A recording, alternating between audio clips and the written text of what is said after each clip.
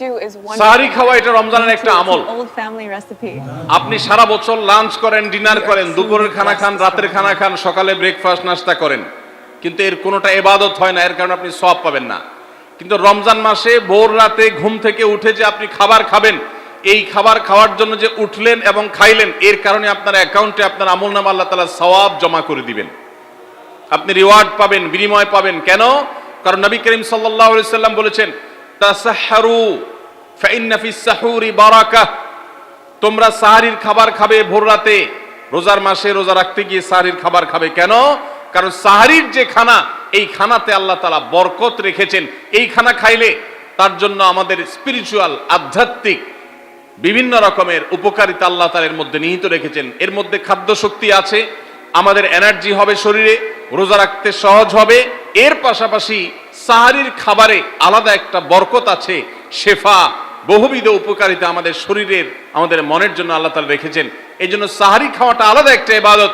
যদি আপনার সন্ধ্যা রাত্রে বেশি খাওয়া হয়ে যায়, সাহরিতে খানা খাওয়ার মতো মুড না থাকে, অন্তত এক ঢোক পানি, একটা খেজুর, সামান্য কিছু খেয়ে হলেও আপনি সাহরি খাবেন এবং তাতে আপনি সওয়াব পাবেন। কোনো কারণে যদি সাহরি খেতে না পারেন, রাতে উঠতে পারেন নাই, অ্যালার্ম বাজছে কিন্তু শুনেন নাই, উঠে দেখেন ফজরের আজান হয়ে গেছে, তাহলে ওই দিনের রোজা কি হবে নাকি হবে না? হবে।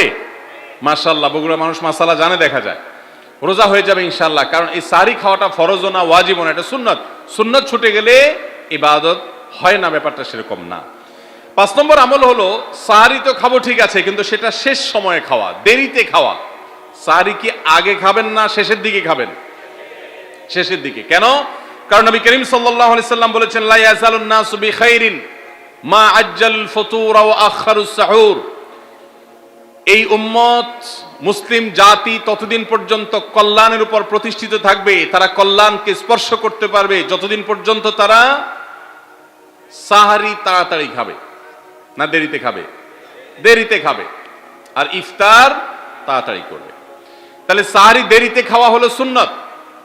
আমাদের দেশে গ্রামে অনেক মুরব্বীরা এখনো আছেন, রাত 12টা, 1টা, 2টা বাজে সাহরি খেয়ে শুয়ে থাকেন। তারা চিন্তা করেন পরে খাইতে গেলে আবার বর্ডার ক্রস হয়ে যায় কিনা, সীমা লঙ্ঘন হয়ে যায় কিনা, রিস্ক নেওয়ার দরকার কি, এই জন্য 12টার সময় খেয়ে রাখি। এটার কারণে সাহরি খাওয়ার সওয়াব পাবেন ঠিকই, কিন্তু দেরিতে সাহরি খাওয়ার যে সুন্নত, সেই সুন্নত আদায় হবে না। এই জন্য দেরিতে খাবেন। দেরিতে খাওয়ার মানে আবার এরকম দেরি না যে আপনি আর মুয়াজ্জিন সাহেব দুজন কম্পিটিশন করছেন, আপনার হাতে খাবারের প্লেট আর মুয়াজ্জিনের হাতে মাইক, আপনি আগে শেষ করেন আর মুয়াজ্জিন আগে আজান দিবে, কম্পিটিশন চলছে।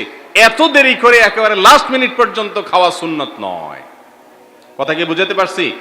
কয়েক মিনিটের গ্যাপ রেখে তারপরে খাবার শেষ করবেন। কারণ নবী করিম সাল্লাল্লাহু আলাইহি সাল্লাম সাহরি খেয়ে শেষ করে ফজর নামাজ শুরু করতেন, এর মধ্যে 50টা আয়াত পড়ার মতো গ্যাপ রাখতেন, অর্থাৎ প্রায় 10 মিনিটের মতো একটা গ্যাপ থাকতো। এই জন্য আমরা একটা গ্যাপ রেখে তারপর সাহরি শেষ করব। অর্থাৎ ফজরের আজান যদি হয় উদাহরণস্বরূপ 5:25 বা 30, তাহলে আমরা 2-4 মিনিট আগে সাহরি খেয়ে শেষ করবো ইনশাআল্লাহ। তাহলে সাহরি দেরি করে খাওয়া, শেষের দিকে খাওয়াটা সুন্নত। আল্লাহ আমাদেরকে আমল করার তৌফিক দান করুন। রমজান মাসে সাহরির নামে একটা নতুন নাটক শুরু হয়েছে এই দেশে, সেটার নাম হলো সাহরি পার্টি। আপনারা শুনেছেন?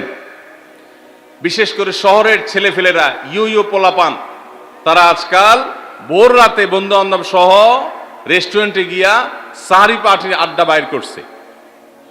শয়তানি এবং ফাইজলামির আর কোনো জায়গা নাই, সাহরির জন্য পার্টি বাইর করছে, তাও আবার ছেলে মেয়ে একসাথে মিলেমিশে।